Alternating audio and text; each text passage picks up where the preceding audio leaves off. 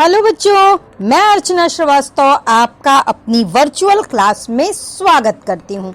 बच्चों, जैसा कि आप जान रहे हो, ये चैप्टर नंबर 2 संतुलित आहार चल रहा है।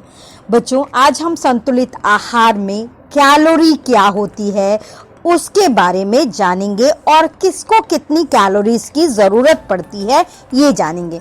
बच्चों देखो, मानव शरीर की तुलना हम एक इंजन या मोटर गाड़ी से कर सकते हैं। जिस प्रकार इंजन के गतिशील होने के लिए ऊर्जा की आवश्यकता होती है, उसी प्रकार मानव को गतिशील रहने के लिए, क्रियाशील रहने के लिए ऊर्जा की आवश्यकता होती है। क्योंकि मानव शरीर जीवन पर्यंत सोते, जागते, उठते, बैठते निरंतर कुछ न कुछ कार्य करता है। तो जो ये कार्य होते हैं वो दो प्रकार के होते हैं। पहला ऐच्छिक कार्य, दूसरा अनैच्छिक कार्य। बच्चों, ऐच्छिक कार्य में जैसे अपनी मर्जी से चलना, दौड़ना या कोई अन्य कार्य करना, और अनैच्छिक कार्यों में जैसे पाचन क्रिया, श्वास क्रिया, हृदय की धड़कन इत्यादि। बच्चों, अब जानते हैं, जैसे ना आप ना कपड़ा लेने जाते हो तो कपड़ा मीटर में मिलता है, तरल पदार्थ लीटर में मिलता है, और जो भारी चीजें होती हैं वो किलोग्राम में मिलती हैं। उसी प्रकार शरीर की ऊर्जा को मापने का पैमाना कैलोरी कहलाता है। बच्चों, कैलोरी किसे कहते हैं? एक कैलोरी ऊर्जा की वह इकाई है जो 1 लीटर जल के ताप को 1 सेंटीग्रेड तक बढ़ा दे। बच्चों, कुछ निम्नलिखित भोज्य पदार्थों में कैलोरी की मात्रा निम्नलिखित होती है। पहला, वसा। अगर 1 ग्राम वसा है तो उसमें 9 कैलोरी ऊर्जा होती है। अगर 1 ग्राम प्रोटीन है तो उसमें 4.1 कैलोरी। अगर 1 ग्राम कार्बोहाइड्रेट है तो उसमें 4.1 कैलोरी। बच्चों, अब हम जानेंगे कि संतुलित भोजन से हमें ऊर्जा जो प्राप्त होती है वह लिंग, कार्य और अवस्था के अनुसार आवश्यक ऊर्जा की मात्रा क्या होनी चाहिए।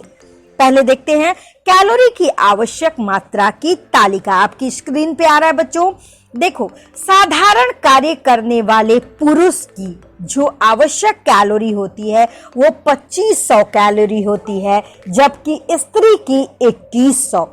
कम परिश्रम करने वाले की 3000 होती है, और जो स्त्री है उसकी 2500 कैलोरी। कठिन परिश्रम करने वाले पुरुष की 4500 कैलोरी और स्त्री की उसमें 300 कैलोरी और कम हो जाएगी। गर्भवती की 2300 कैलोरी और दुग्धपान कराने वाली माता को 2600 कैलोरी की आवश्यकता होती है। बच्चों, शारीरिक वृद्धि के अनुसार कैलोरी की निम्नलिखित मात्रा होती है। जैसे 1 से 3 वर्ष के बच्चे को 1200 कैलोरी की जरूरत होती है, 4 से 6 वर्ष के बच्चे को 1600, 7 से 9 वर्ष के बच्चे को 2000।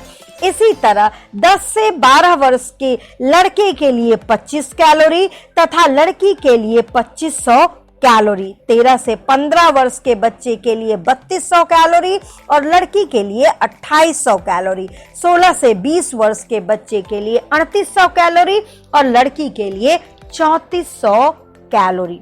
बच्चों, प्रत्येक प्राणियों के संतुलित भोजन में अंतर होता है, जो कि उनके लिंग, अवस्था और श्रम आदि पर निर्भर करता है। हम जानते हैं कि विभिन्न अवस्थाओं में संतुलित भोजन क्या होना चाहिए। बच्चों देखिए, आपकी स्क्रीन पे आ रहा है प्रारंभिक बाल्यावस्था के बच्चे का संतुलित भोजन। बच्चों, इसमें देखिए हमने भोज्य पदार्थ का एक कॉलम बनाया है। एक 1 से 3 वर्ष का दिया हुआ है, एक 4 से 6 वर्ष का।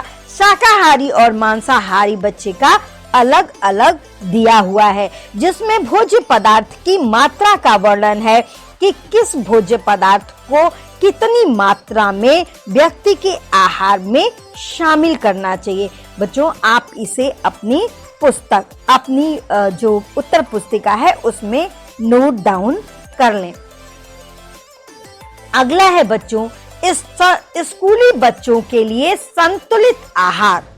बच्चे जो स्कूल जाते हैं उनमें निर्माणक और सुरक्षात्मक दोनों ही प्रकार के तत्वों का समावेश होना चाहिए, जैसे प्रोटीन, विटामिन और खनिज लवण। बच्चों जो आपके स्क्रीन पे आ रहा है वो स्कूली बच्चों के लिए संतुलित आहार है, जिसमें आयु वर्ग हमने शामिल किया है 7 से 9 वर्ष और 10 से 12 वर्ष, जिसमें भोज्य पदार्थ दिया हुआ है और शाकाहारी और मांसाहारी बच्चों के अलग अलग उन अमाउंट दिया हुआ है कि वो किस अमाउंट में इसे ग्रहण करेंगे। बच्चों स्कूली बच्चों का जो भोजन है उसको देते समय ये ध्यान रखना चाहिए कि उनका भोजन आकर्षक और रंग बिरंगा होना चाहिए। उन्हें निश्चित समय पे भोजन देना चाहिए। उन्हें एक ही भोजन बार बार नहीं देना चाहिए, बल्कि उनको वैरायटी ऐड करना चाहिए। बच्चों के स्कूल के नाश्ते में ऐसे भोज्य पदार्थ हों जो वो अपने साथियों के साथ बड़े मजे से खा सकें, बल्कि शर्माए ना। बच्चों को अधिकांश चीजें घर पर ही बना के खिलाएं। अगला है बच्चों युवक व युवतियों के लिए संतुलित भोजन। बच्चों आपके स्क्रीन पे जो ये आ रहा है उसमें देखिए भोज्य पदार्थ लड़कों के लिए मात्रा और लड़कियों के लिए।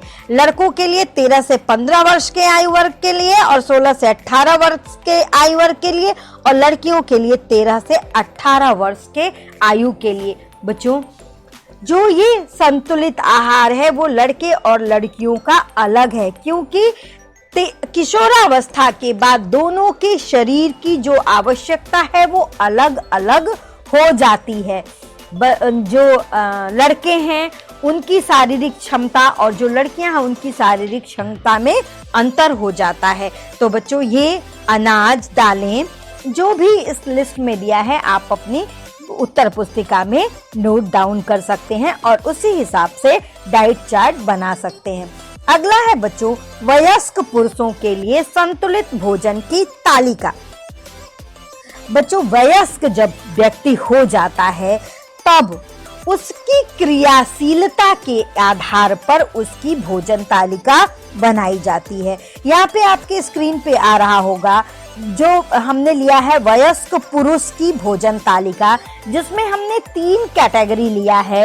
एक साधारण कार्य करने वाले, एक क्रियाशील और एक अत्यधिक क्रियाशील, और जो हमने उनको कैटेगराइज किया है शाकाहारी मांसाहारी के आधार पे। बच्चों इसमें देखो अनाज, दालें, हरी सब्जी, अन्य सब्जी, कंद मूल की एक निश्चित मात्रा ग्राम में दी गई है।